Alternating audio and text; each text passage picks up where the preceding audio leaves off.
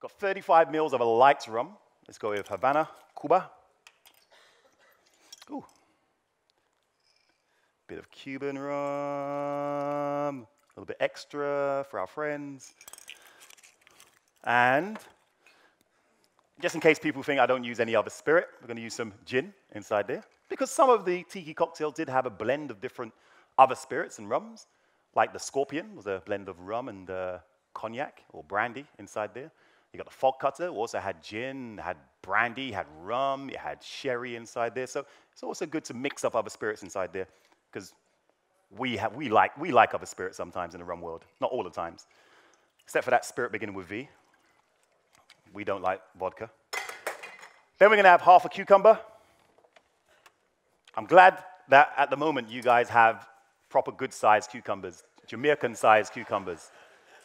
Because last year when I came, I got this little tiny pekino, little tiny thing. I'm like, what the hell is that? That's a proper size. Proper size. Oh, you guys are terrible. Right, anyway. Get some cucumbers inside there.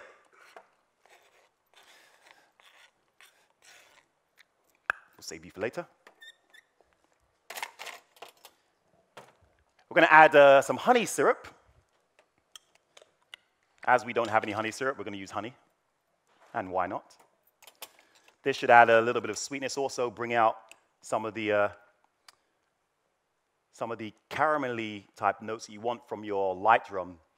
Now, you might say, why would there be caramel notes inside a light rum? Well, the rum I use is an aged white rum. So it's been aged for a couple of years. So it has a little tiny bit of caramel notes inside there. Because not all white rums, like Ray Nephew, are unaged and strong. Just mix it up inside there.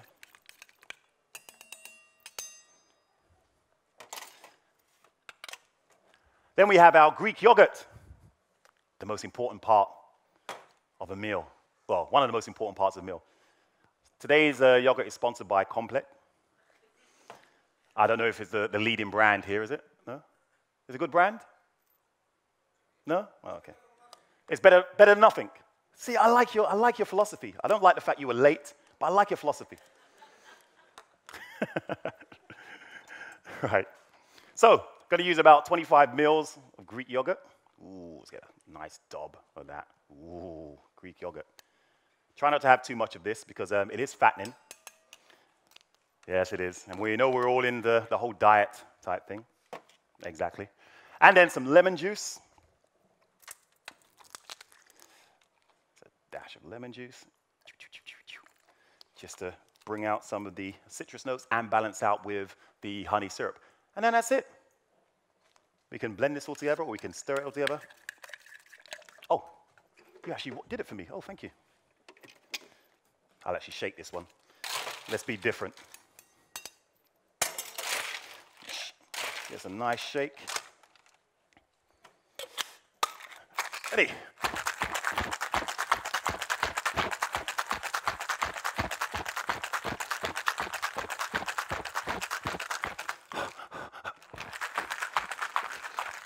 I should have passed this around to everyone like a Ramos Fizz or something like that. No, it would have taken too long. Right.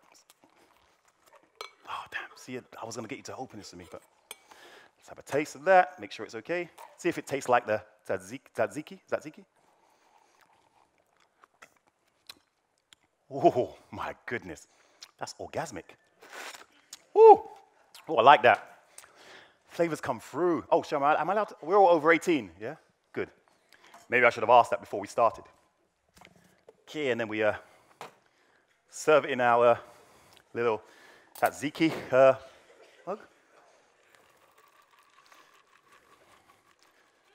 Ah, perfect. Perfect. No, I didn't want to put the garlic inside there because it was very close to Halloween, and there's a lot of vampires still here. I can see you sitting in the dark in the back. You know, garlic and vampires don't go. But we can do garlic on the side as a little garnish. A little bit of dill as well, or chives. Ah, my bar back. Yes, and then we'll serve it up with a straw. And again, that could be served before a meal, after a meal, with a meal, at bedtime. Oh, no, before bed. So that will be our tzatziki tiki. Tzatziki tiki. Tastes nice. Oh, you guys are missing this one. Right, next drink. Oh, thank you. Oh. They're clapping for you, not just the way you wash up. Right.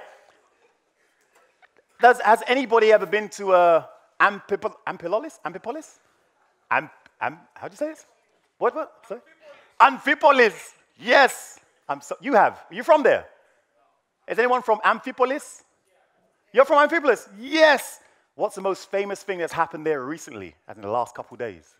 2 days ago. One big discovery. Who said that?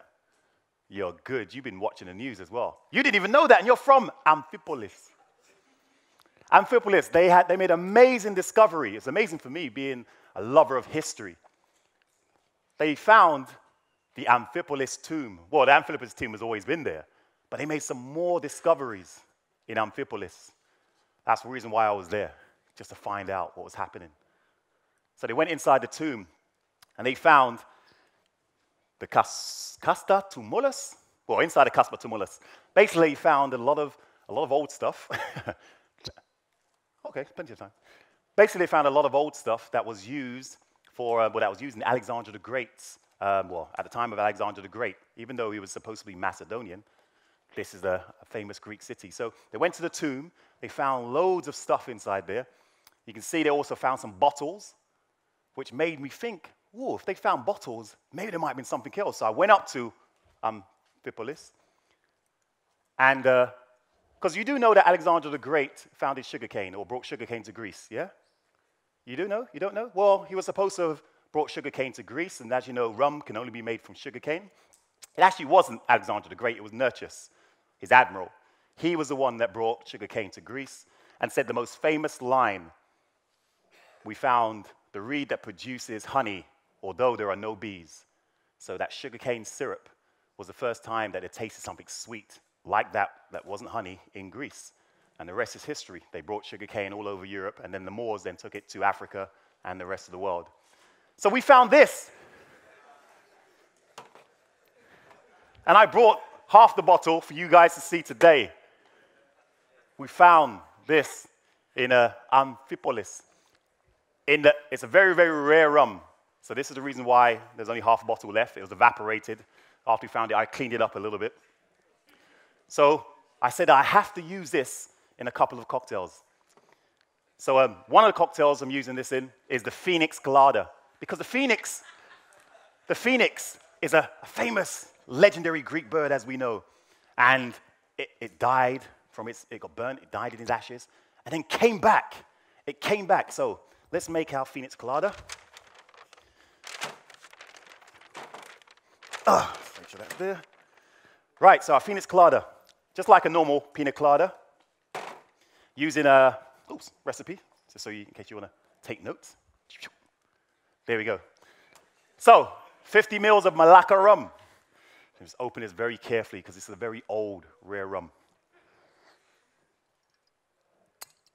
Malacca. Yeah, yes, Malacca rum.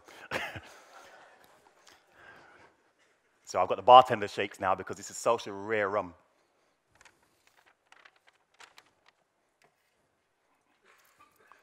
This is like some of the bartenders in cocktail competitions. 50 mils. Let's put that down carefully. Oh, perfect. Survived. 25 mils of Coca Real. We have to use the finest coconut cream of coconut in the world for our pina coladas. There you go. Our pineapple juice, which finally made it, which I didn't think it was going to make. Could have opened it for me, at least. Yeah, perfect. Feel it. That's another thing that the inventor of the pina colada said in 1954. Monchito Morero Ramon. 1954, Caribe Hilton Hotel. 25 mils of Greek yogurt, our favorite yogurt. One of the best yogurts in the world. My sponsors told me to say that. Nice, that will give it a nice creamy. Remember, very high calorie. So if you are looking after the pounds, try not to put too much of that inside there. And Did I put rum inside there? Let's put some more Malacca rum. No, I won't do it. That's very rare. That's ice. Blend it up. All right, let's see if we can go for a hat trick. 3 times for the blender to work. Yes. Yes, it works. Let me just have a taste. Malacca rum. Oh, that's even more orgasmic. Oh, I'm going to drink some of these. Pour that in there.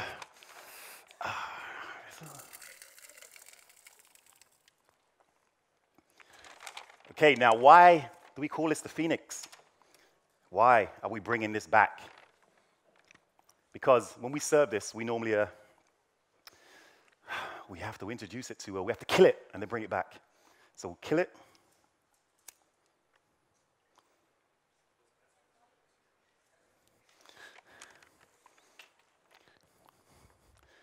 Let's add some more fuel to the fire. Let's kill that.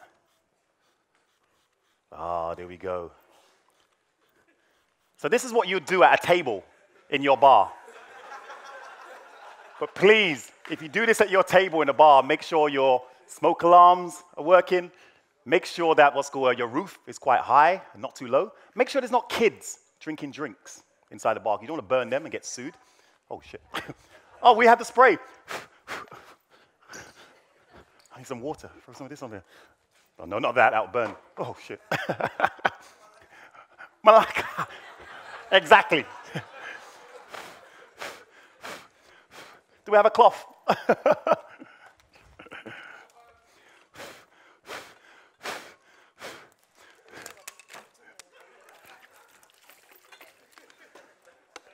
There we go. There's a Phoenix.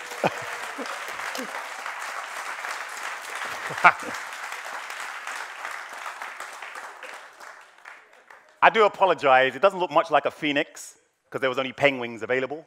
But you get the gist of the Phoenix punch. There's flames everywhere. That'd be great essence inside your bar, in your bar for the Phoenix punch. And again, what a great drink. Oh, it's not that hot. Right, so have I got time to make one more? Oh, man. Sorry, that's it. I've run out of time. I can't make one more. I'll have to show you the recipe instead of making it. So anyway, the last drink would have been the Pirates of the Aegean. I'll have to make that next year if they let me back into the country after trying to burn down the show. But basically, you use that Malacca rum, which is a good thing we can't make it because I want to save that Malacca rum for later. Using a bit of orgeat, honey, lime juice, and blue curacao. Looks very much like a 1944 Mai Tai. Tastes very similar as well. But it's got the metaxa inside there just to round it off. Oh, you got it there? Oh, we got samples of it. Oh, brilliant. Well, have a drink. But guys, that's if Greek was tiki. And just to summarize, although tiki may have originated on the other side of the world, there is still a place for the energy in Greece. I know there's a lot of energy, but there's more. You can do more inside your bars. And remember, when Americans were in the times of crisis as well, tiki and rum pulled them through. Tiki and rum pulled them through back in the 1930s. So the most important thing for you to take away from here, besides Ian is a crazy motherfucker, is rum is fun. Rum is fun. Okay, so guys, I want to thank you. If you have any questions, feel free to ask. Thank you, Ian. That was a great presentation.